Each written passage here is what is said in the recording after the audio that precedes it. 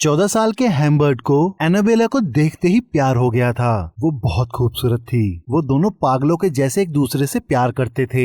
ये उन दोनों की पहली मोहब्बत थी, लव एट फर्स्ट साइट। दोनों ने बहुत खूबसूरत पल एक साथ गुजारे, जिसको वो ताउम्र भूल नहीं सकते थे। लेकिन उनको मिले अभी सिर्फ 4 ही महीने हुए थे, एनाबेला की बीमारी की वजह से मौत हो जाती है और इस हादसे की वजह से हैम्बर्ट टूट जाता है। ये उसके लिए उसके बचपन की मोहब्बत का अंत था। लेकिन हैम्बर्ट की आंखें एनाबेला को हमेशा तलाशती रहती। उसका दिल हमेशा उससे कहता कि वो अभी सामने से चलकर आने वाली है, लेकिन वैसा कुछ होने वाला नहीं था। 26 साल ऐसे ही बीत जाते हैं। अब हैम्बर्ट की इंग्लैंड में एक टीचर की नौकरी लग जाती है। उसको अमेरिकन स्टूडेंट्स को फ्रेंच पढ़ाना था, इसीलिए वो अमेरिका में अपने अंकल के यहाँ रुकने के लिए जाता है। पर एक हादसे में उनका घर जलकर राख हो जाने की वजह से हैम्बर्ट का अंकल उसके रहने की व्यवस्था एक महिला शार्लेट के यहाँ करवाता है। वो उन्हीं के दोस्त की एक विधवा थी। हैम्बर्ट को उनका घर पसंद नहीं आता। वो जगह सामानों से भरी पड़ी थी, पर शार्लेट उसको मनाने की बहुत कोशिश करती है, पर हैम्बर्ट वहाँ से जाने लगता है। तभी बाहर गार्डन में उसकी नजर शार्लेट की 14 साल की लड़की लो पर पड़ती है। हैम्बर्ट के पैर उसको देखते ही जाम हो जाते हैं। लो गार्डन के फव्वारे के पानी में पूरी तरह से भीगी एक किताब पढ़ रही थी। उसको देखते ही हैम्बर्ट के मुंह से निकलता है बेहद खूबसूरत, और वो उसको ऊपर से नीचे तक देखता रह जाता है। लो उसकी तरफ देखते ही मुस्कुरा देती है। हैम्बर्ट बिना समय गवाए किराए पर उनका कमरा ले लेता है। हैम्बर्ट की एक आदत थी, जिस बात को वो किसी को बता नहीं सकता था, वो उस बात को अपनी डायरी में लिख लिया करता था। अब हैम्बर्ट को जब भी मौका मिलता वो लो को छुपकर देखने लगता। उसका मन, दिल और दिमाग लो की तरफ खिंचा जा रहा था। ऊपर से लो का कमरा हैम्बर्ट के कमरे के सामने ही था। हैम्बर्ट ने उसको नाम दिया लोलिता। वो अक्सर लो के कमरे से आती हुई आवाजों को सुना करता। 14 साल की लो लड़कपन से भरी पड़ी थी। एक शाम वो हैम्बर्ट के पास आकर उसकी गोदी में बैठ जाती है, लेकिन अपनी माँ की आने की आवाज सुनकर वो अपने कमरे में भाग जाती है। शार्लेट हैम्बर्ट से पूछती है, लो तुमको परेशान तो नहीं कर रही ना? तो हैम्बर्ट साफ मना कर देता है। अगली शाम तीनों गार्डन में एक झूले पर बैठे हुए बातें कर रहे होते हैं। लो हैम्बर्ट से एकदम सट कर बैठी होती है। हैम्बर्ट मुस्कुराता हुआ उसकी बातें सुन रहा था। तभी शार्लेट वाइन लेने के लिए अंदर चली जाती है। उसके जाते ही लो हैम्बर्ट से कहती है, कल तुम मेरी माँ को झील पर ले जाओ। माँ तुम्हारे साथ समय बिताना चाहती है और तुमको समझना चाहती है। इतने में शार्लेट वाइन लेकर वापस आ जाती है। इन सब में लो का पैर जाने अनजाने में हैम्बर्ट को बार बार टच कर रहा था। फिर वो हैम्बर्ट को बताती है उसको डांस करना बहुत पसंद है। इस पर हैम्बर्ट कहता है, ऐसी बात है तो मैं देखना चाहूंगा। लो तुरंत अंदर जाकर म्यूजिक लगाकर नाचने लगती है। हैम्बर्ट झूले पर बैठा बैठा ही लो को देखने की बहुत कोशिश करता है। अगले दिन हैम्बर्ट शार्लेट को लेकर झील पर आ जाता है। वहाँ शार्लेट हैम्बर्ट के नजदीक आकर उससे कहती है, मैं बहुत जल्दी एक परमानेंट नौकरानी रखने वाली हूँ। इस पर हैम्बर्ट कहता है, पर घर में कमरा कहाँ है? तो वो बताती है, नौकरानी लो के कमरे में रहेगी, क्योंकि मैं लो को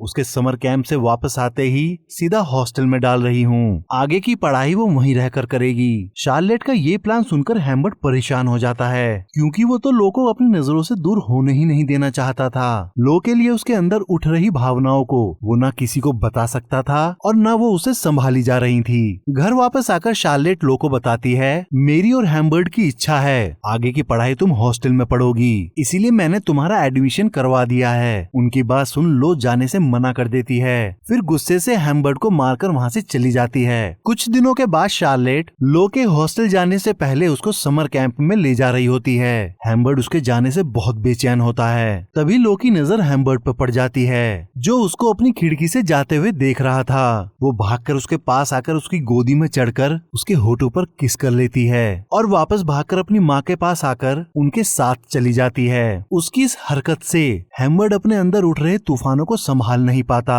और लो के कपड़ों से भरी अलमारी में अपना सिर देकर लेट जाता है। तभी शार्लेट की नौकरानी उसको शार्लेट का लेटर देती है। उसमें शार्लेट अपने प्यार का इजहार करती हुई उससे कहती है, मैं शाम तक वापस आ जाऊंगी, तब तक अगर तुम यहाँ से चले गए तो कोई बात नहीं, और अगर रुक गए तो मैं ये समझूंगी तुम भी मुझसे उतना ही प्यार करते हो जितना मैं करती हूँ। हैम्बर्ट के दिल में लो के लिए जो चाहत पैदा हो गई थी उसकी वजह से वो उसका घर नहीं छोड़ पाता, इसीलिए 2 हफ्ते के बाद शार्लेट उसके साथ शादी कर लेती है। लेकिन सुहाग रात से बचने के लिए हैम्बर्ट 1 महीने तक उसको नींद की गोलियां देकर सुला दिया करता था। लेकिन एक रात जब वो गोलियां असर नहीं कर पाती तो हैम्बर्ट को मजबूरी में सुहाग रात मनानी पड़ती है। फिर वो अगले ही दिन डॉक्टर से और हैवी डोज की गोलियां लेकर घर वापस आ जाता है। वो अंदर आते ही देखता है शार्लेट ने उसकी पर्सनल डायरी निकालकर पढ़ ली है, जिसमें हैम्बर्ट ने साफ लिखा था कि उसने लो के चक्कर में ही शार्लेट से शादी की है। अब जैसे ही शार्लेट को सारी बात पता चल जाती है वो रोती हुई हैम्बर्ट से कहती है तुम ये घर रखो, लेकिन आज के बाद मैं लो को तुमसे कभी मिलने नहीं दूंगी। इसके बावजूद हैम्बर्ट उसको बहुत शांत कराने की कोशिश करता है, लेकिन जब वो नहीं मानती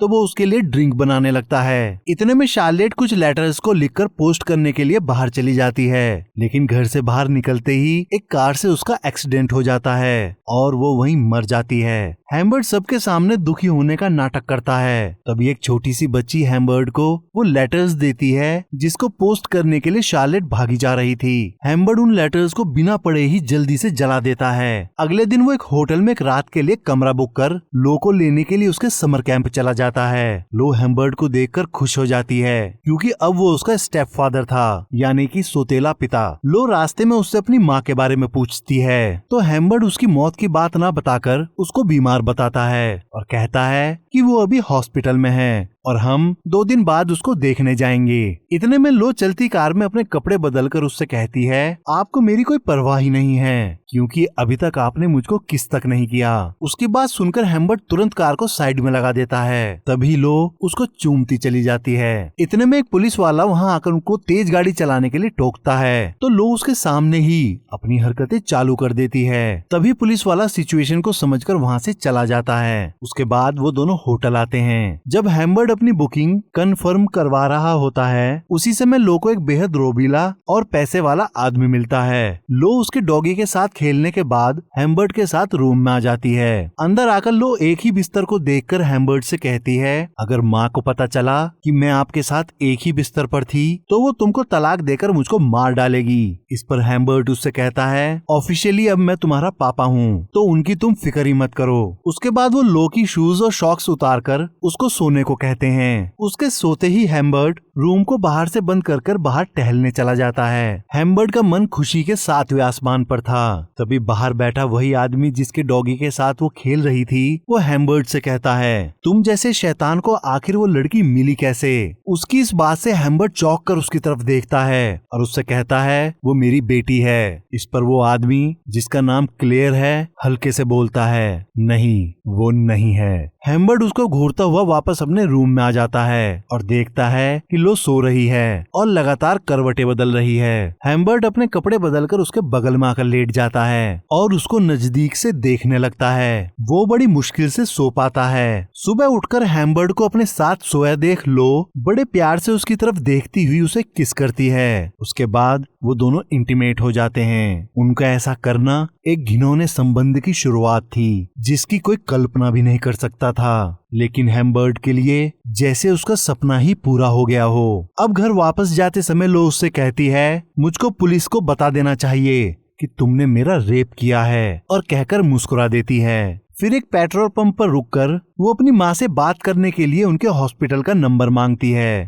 अब हैम्बर्ट उसको सच बता देता है कि वो मर चुकी है। उनके गम में लो रात भर रोती रहती है। फिर हैम्बर्ट उसका मन अच्छा करने के लिए उसको लेकर अमेरिका की यात्रा पर निकल जाता है। इसी बहाने से वो दोनों साथ समय बिताते हैं। उसके बाद वो दोनों बीयरडस्टल शहर में बस जाते हैं। हैम्बर्ट लो का एडमिशन गर्ल्स स्कूल में करवा देता है, लेकिन वो लो को स्कूल प्ले में भाग नहीं लेने देता, जिसकी वजह से लो हैम्बर्ट को सीड्यूस करके उसे मना लेती है। इन सब में एक इत्तेफाक होता है कि उसके स्कूल का प्ले करवाने वाला क्लेयर ही था जिससे लो और हैम्बर्ट होटल में मिले थे।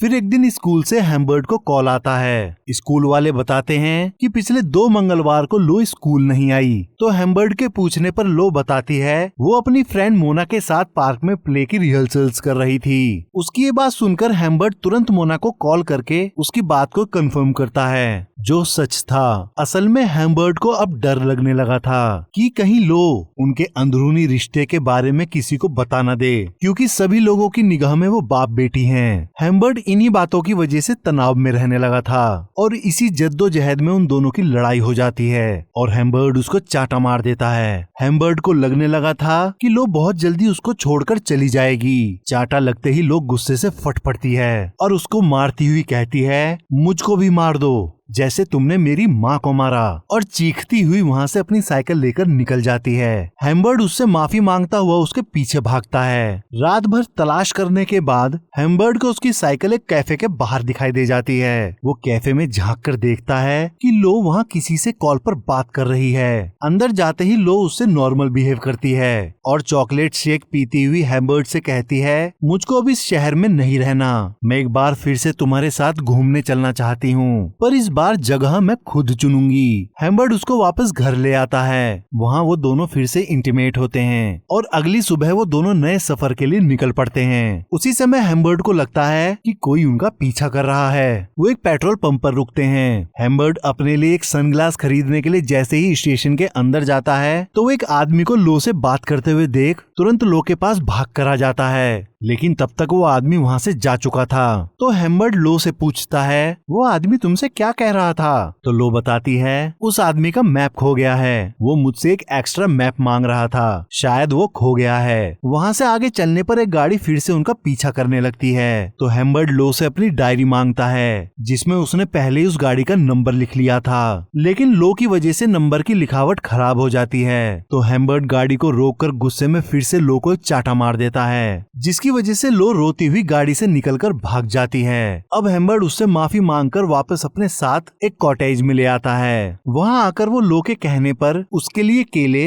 और खुद नाई की दुकान पर अपनी शेव बनवाने चला जाता है। वो वापस आकर देखता है कि बिस्तर पूरी तरह से खराब है। लो की लिपस्टिक भी फैली हुई थी। वो समझ जाता है लो यहाँ किसी के साथ इंटीमेट हुई है। हेम्बर्ट के लाख पूछने पर भी लो उस आदमी का नाम ही नहीं बताती। तो वो उसको लेकर दूसरे कॉटेज में आ जाता है। वहाँ पहुंचकर हेम्बर्ट को पता चलता है कि लो की तबीयत बहुत ज्यादा खराब है। वो तुरंत उसको हॉस्पिटल में भर्ती करवाता है, लेकिन हॉस्पिटल वाले हेम्बर्ट को वहाँ रुकने से मना कर देते हैं। तो वो वापस अपने कॉटेज में आ जाता है। हेम्बर्ट अगली सुबह हॉस्पिटल कॉल करके लो के बारे में पूछता है तो उसको पता चलता है कि लो को उसके ग्रैंडपा ले गए। इस बात पर हेम्बर्ट भागता हुआ हॉस्पिटल आता है। वहाँ वो डॉक्टर पर चढ़कर पागलों की तरह उसे मारता हुआ लो के बारे में पूछता है। तभी हॉस्पिटल का स्टाफ डॉक्टर को उससे बचा लेता है। हॉस्पिटल के बाहर पुलिस को देखकर हेम्बर्ट सबसे माफी मांगकर वहाँ से चुपचाप निकल जाता है और आसपास के सभी होटल्स, मोटल्स और कॉटेजेस में जाकर लो के नाम की एंट्री को चेक करने लगता है, क्योंकि उसको उस आदमी का नाम ही नहीं पता था जो लो को हॉस्पिटल से ले गया था। अब लो के चले जाने के 3 साल बाद हेम्बर्ट को लो का एक लेटर मिलता है। वो बताती है उसने शादी कर ली और इसी साल क्रिसमस पर वो माँ बन जाएगी, लेकिन इस समय वो आर्थिक तंगी से गुजर रही है। उसको 50,000 रुपए की जरूरत है। अगर आप 40,000 भी भेज दें तो भी काम चल जाएगा। उसका लेटर मिलते ही हेम्बर्ट तुरंत लो के पास पहुंच जाता है। वो लो को अपने सामने देखकर खड़ा का खड़ा रह जाता है। 3 साल बाद नजर का चश्मा पहने एक गर्भवती लड़की हेम्बर्ट के सामने खड़ी थी। लो उसको अपने पति को दिखाती है। हेम्बर्ट उससे उस आदमी का नाम पूछता है जिसके साथ वो चली गई थी। लो उसका नाम बता देती है कि वो क्लेयर था, वही शुरू से उनका पीछा कर रहा था। तभी हेम्बर्ट को क्लेयर की पिछली सारी झलकियां याद आ जाती हैं। हेम्बर्ट लो से आगे पूछता है वो तुमको कहाँ ले गया था? लो बताती है अपनी हवेली पर, जहाँ वो छोटी लड़कियों की वीडियो बनाया करता था। वैसा ही वो कुछ मेरे साथ करने वाला था, लेकिन मैंने वैसा करने से उसको साफ मना कर दिया,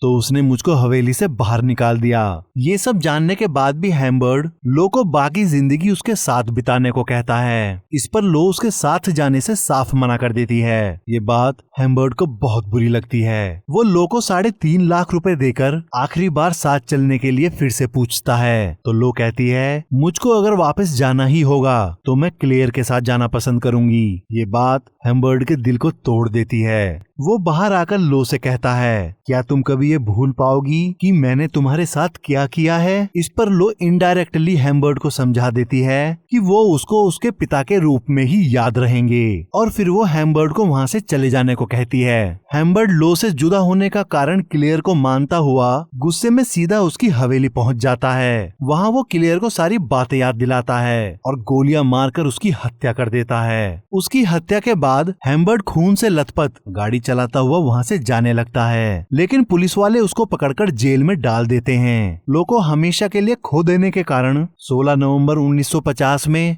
जेल के अंदर ही हैम्बर्ट की मौत हो जाती है, और उसी साल क्रिसमस पर बच्चे को जन्म देती हुई लो की भी मौत हो जाती है, और एक ऐसा संबंध खत्म हो जाता है जिसको कभी पैदा ही नहीं होना था। पिता और बेटी के पवित्र रिश्ते को नोच नोच कर तार तार कर देने वाली इस कहानी का यही अंत हो जाता है। आशा करता हूँ कि आप सभी को ये एक्सप्लेनेशन पसंद आई होगी। और भी मूवी के एक्सप्लेनेशन सुनने के लिए आप हमारे इस चैनल को लाइक करें, सब्सक्राइब करें और साथ ही बेल आइकन दबाना ना भूलें।